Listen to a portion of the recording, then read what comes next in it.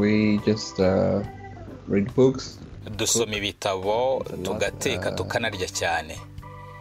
Tureba filme, tugakora n'imyitozo ngororamubiri mu rugo, nibwo buzima bwacu bwa buri munsi. Birarambiranye.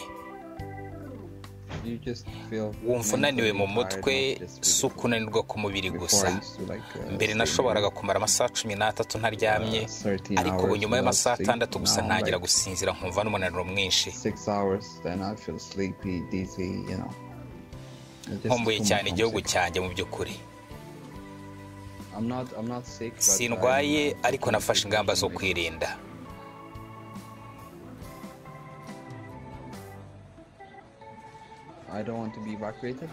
Sinshaka kuva muri uyu mujyi. Nahisemo kuguma hano kuko ari iki cyorezo cyatangiriye. Abantu benshi bumva neza ibibera mu gihugu cyanjye.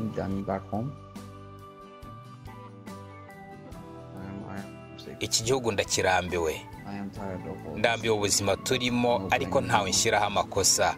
Nkunda ubuzima bwanjye hano. Ndibona nk'umuntu uri mu gicuku none aho bigeze.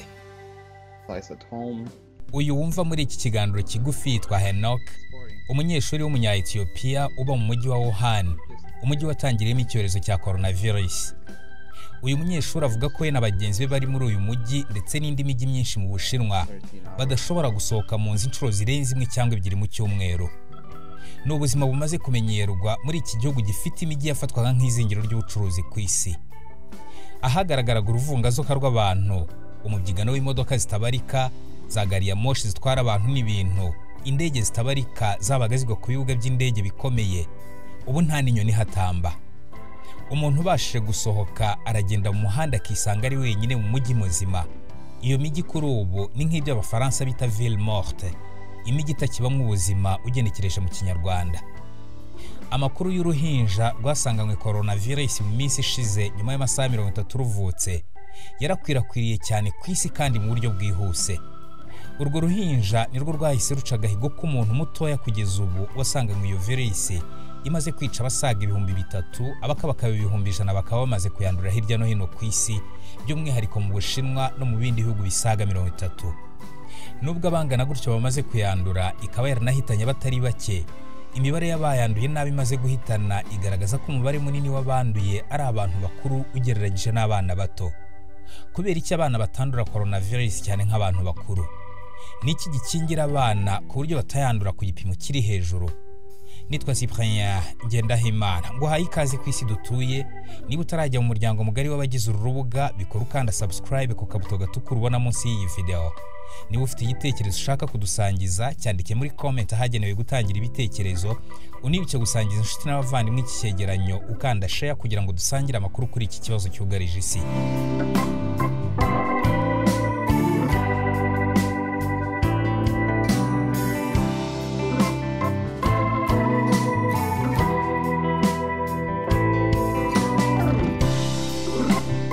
Ubushakashatsi bwa vuba bwakozwe ku ndwara z'ibyorezo bwasohotse mu kinyamakuru cy'ishyirahamwe ry'abaganga muri Amerika cyitwa Journal de l'Association Médicale Américaine. Ubwo bushakashatsi bwibanze ku isesengura ryakorewe abarwayi mu bitaro bya Jinyintan byo muri Wuhan mu Bushinwa, umujyi watangiriyemo icyorezo cya coronavirus. Ubwo bushakashatsi bugaragaza ko abasaga 1/2 cy'abanduye coronavirus ari abantu bakuru bafite imyaka iri hagati ya 40 na 59, 10% bonyine bakaba ari bo bari munsi y'imyaka 39. Kubona abana barwaye ibyo byaragoranye nk'uko raporo y'ubwo bushakashatsi bigaragaza. Kubera iki bimeze gutyo? Hari impamvu nyinshi cyangwa se za teori nyinshi zishobora gusobanura impamvu, ariko inzobere mu by'ubuzima ntizirabona igisubizo ntavuguruzwa ku mpamvu ituma abana batandura coronavirus ku rwego rumwe n'abantu bakuru. Ku mpamvu zidasobanutse neza, abana bashobora kuba badafatwa cyane n'iyi virus cyangwa ikabita bazahaza kimwe n'abantu bakuru, nk'uko bivugwa na Ian Jones, umwarimu w'impuguke mu bijyanye n'ikwirakwira ry'ibyorezo wigisha muri kaminuza ya Reading mu Bwongereza. Ibi bishobora gusobanura ko abana bahura na virus idakaze ishobora kutagaragaza ibimenyetso, bigatuma batagana abaganga n'amavuriro nk'uko bigenda ku bantu bakuru. Ibi binemezwa na Natalie McDermott, ushinzwe amasomo y'ubuvuzi muri kaminuza yitwa University College London ni Londres mu Bwongereza, uvuga ko abana bari hejuru y'imyaka 5 kimwe n'ingimbi n'abangavu busanzwe imibiri yabo ibifite ubudahangarwa ntayegayezwa bwiteguye guhangana n'amavirus. uyavuga ko abana bashobora kwandura ariko nanone bakarwara byoroheje cyangwa ntibagaragaze ibimenyetso by'indwara. Si ubwa mbere abana bagaragayeho kutandura ku rugero rumwe n'abantu bakuru, kuko no mu byorezo by'ubundi bwoko bwa coronavirus nka SARS yibasiye Ubushinwa mu 2003 ikica abagera kuri 800 mu 8,000 bari bayanduye, nabwo byagaragaye ko abana banduye n'abapfuye bari bakeya cyane ugereranyije n'abantu bakuru. Mu mwaka wa 2007 inzobere z'ikigo CDC gishinzwe kugenzura indwara muri Amerika zasanze icyorezo cya SARS mu bana 135, ariko zitangaza ko nta numwe muri bo wishwe n'icyo cyorezo. Mu bindi inzobere mu by'ubuzima zitekereza ko byagize uruhare mu kurinda abana bato ni ibirori by'iminsi mikuru isoza umwaka. Natalie McDermott kimwe n'izindi nzobere mu buzima batekereza ko abana batagize ibyago byo guhura na virusi ya corona kimwe n'abantu bakuru, bitewe n'uko iyo virusi yatangiye gukwirakwira mu biruhuko bisoza umwaka mu Bushinwa, ibiruhuko ubusanzwe biba amashuri afunze. Coronavirus igitangira gukwirakwira, amashuri hafi ya yose mu Bushinwa yahise afata icyemezo cyo gukomeza gufunga, ku buryo n'ubu wumva iki cyegeranyo menshi muri yatarakingura imiryango. Abantu bakuru biyumvamo inshingano yo kuvura no kurinda abana ikintu cyose cyatuma bahura n'iyi virusi. Nubwo bimeze gutya ariko, iyi virusi ikomeje gukwirakwira ku muvuduko uri hejuru, ku buryo hari ibyago by'uko yagira ku bantu benshi bashoboka. Igiteye urujijo kuri ubu ariko ni uko gukwirakwira kwayo bitaragera mu bana batoya. Ibi byahita bidusubiza inyuma mu mateka.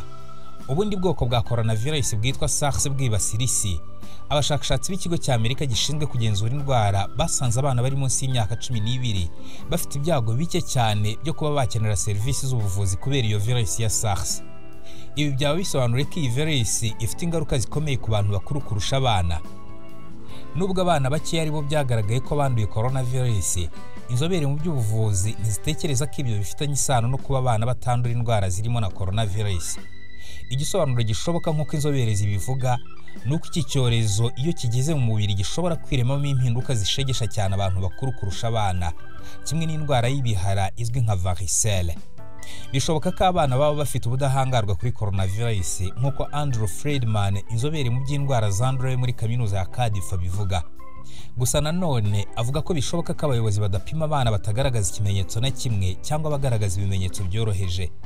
Crystal Donnelly, impuguke mu ndwara zandura muri kaminuza ya Oxford na Imperial College i Londres mu Bwongereza, nawe yemeranya n'uku kuri ashingiye ku bimenyetso byagaragaye ubwo virusi ya SARS yakwirakwiraga muri Hong Kong.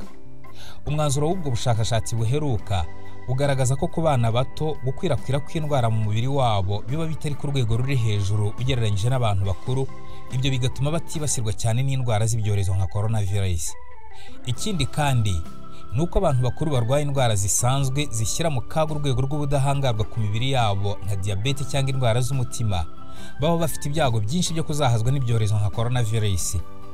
Indwara y'ibihaha ishobora no kuba ingaruka ya coronavirus. Kenshi yibasira abantu bafite ubudahangarwa bukeya bw'umubiri bitewe n'uko ubuzima bwabo buba butameze neza cyangwa bari kugana ku iherezo ry'ubuzima bwabo.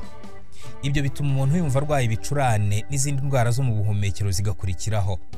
Byagaragaye ko hafi 1/2 cy'abarwayi bakoreweho ubwo bushakashatsi mu bitaro bya Jinyintan byo muri Wuhan bari bafite indwara zidakira. Ubusanzwe abana nabo bari mu bashobora kwandura cyangwa gukwirakwiza indwara z'ibyorezo, kandi kenshi bafatwa nk'abashobora kwandura no kuzikwirakwiza ku gipimo kirenze igisanzwe, nk'uko Professor Ian James abivuga. Abafite abana ibi murabyumva vuba kurusha batabafite. Muzi neza ko abana banduza mu buryo bworoshye indwara z'ubuhumekero. Ibi byakabaye bituma twitega kubona umubare munini w'abana banduye n'abicwa na coronavirus, ariko siko bimeze kugeza ubu. Birashoboka ko abana bafite ubudahangarwa bw'umubiri buri hejuru bwiteguye guhangana na virusi cyangwa se indwara ubwayo ikaba itagira ubukana ku bana nk'uko bigenda ku bantu bakuru, bigatuma abana badakenera ubuvuzi cyangwa ngo bapimwe mu bashobora kuba baranduye. Ishusho nyayo y'iki kibazo izaturuka mu kazi kenshi k'ubushakashatsi buzakorwa hagamijwe gusobanukirwa neza iki cyorezo cya coronavirus. Gusa nanone birashoboka ko abana baba bararinzwe no kuba amashuri yarafunzwe ndetse n'ababyeyi bakagerageza kurinda abana babo. Bibaye ariko bimeze, byazamenyekana igihe abana bose mu Bushinwa bazaba basubiye ku mashuri.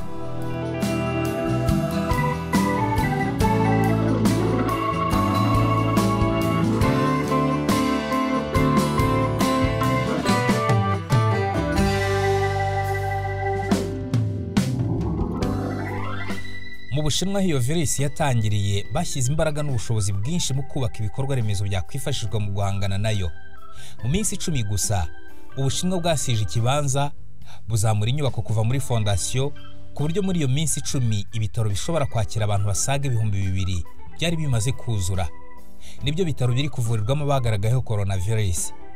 Mu gihe iyi virus ikomeje gukwirakwira ku muvuduko uri hejuru, abashakashatsi nabo kuri ubu ntibagoheka.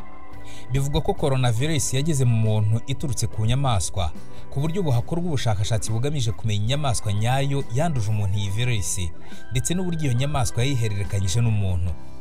Ahantu hamwe mu Bushinwa agacurama karaguruka mu kirere, karasiga coronavirus mu matembabuzi gasiga inyuma aho kanyuze, ayo matembabuzi akagwa hasi mu ishyamba. Inyamaswa y'ishyamba, wenda inyamaswa izi nka pangolin itunzwe no kurya udukoko ku mababi y'ibiti, ihumetse amatembabuzi y'agacurama arimo coronavirus.